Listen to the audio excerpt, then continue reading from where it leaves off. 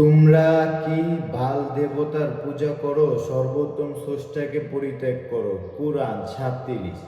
Jeffrey এপস্টেইনের বাল নামে একটি bank account ছিল এবং তিনি জেপি মরগানের একজনকে তাকে প্রায় $11,000 বেশি ফোন করতে বলেছিলেন।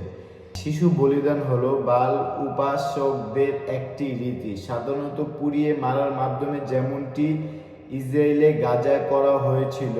প্রত্নতাত্ত্বিক আবিষ্কারের হাজার হাজার কলস পাওয়া গেছে যেখানে দাহ করা শিশু এবং ছোট বাচ্চাদের দেহ রয়েছে।